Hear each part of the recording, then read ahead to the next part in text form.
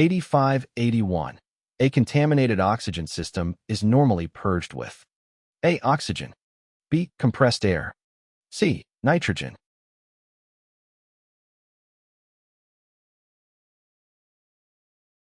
The correct answer is A. After opening an oxygen system, it is recommended to purge any air that may be present in the lines.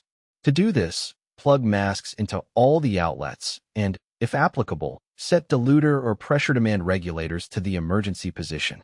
Then, turn on the oxygen supply and allow oxygen to flow through the system for a minimum of 10 minutes. This process ensures that the oxygen system is properly filled with oxygen and eliminates any potential air pockets that could affect its functionality. 8582. How should you determine the amount of oxygen in a portable, high-pressure cylinder? A. Weigh the cylinder and its contents. B. Read the pressure gauge mounted on the cylinder. C. Measure the pressure at the mask.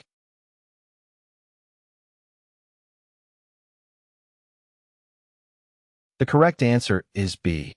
To determine the amount of oxygen in a portable, high-pressure cylinder, you should read the pressure gauge mounted on the cylinder.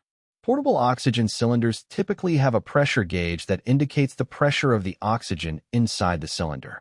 The pressure reading is usually given in pounds per square inch, psi, or bars. This gauge provides a measure of the remaining oxygen pressure in the cylinder, which can help estimate the amount of oxygen available.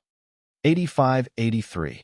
What may be used as a lubricant on oxygen system tapered pipe thread connections? A. Silicone dielectric compound. B. Glycerin. C. Teflon tape.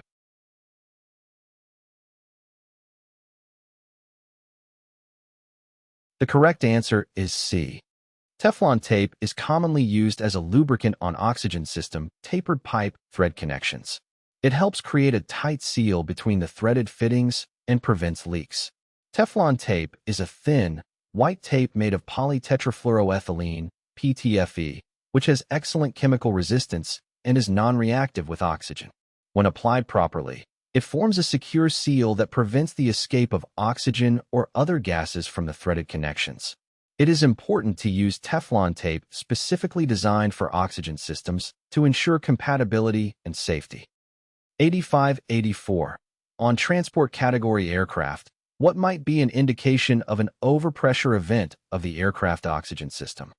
A. The green thermal expansion disc missing. B. The green thermal expansion disc in the cockpit missing. C. The green thermal expansion disc on the oxygen regulator missing.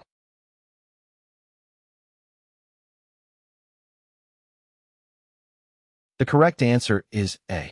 In the event that the pressure in an oxygen cylinder reaches a dangerous level, a safety disc is designed to rupture, allowing the oxygen to be safely vented overboard through a discharge line.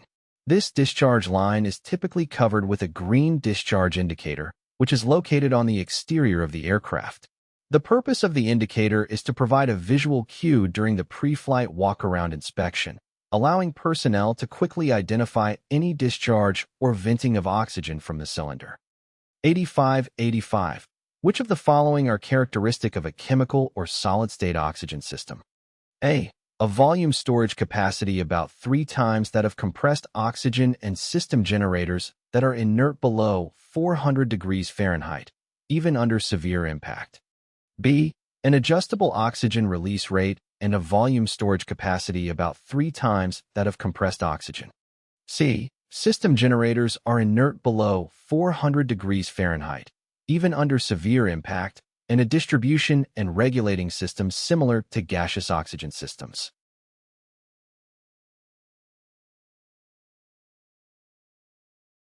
The correct answer is A.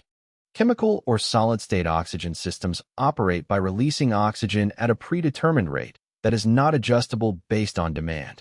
Compared to compressed gas systems, the storage capacity of oxygen in candles is approximately 3 times higher on a volume basis.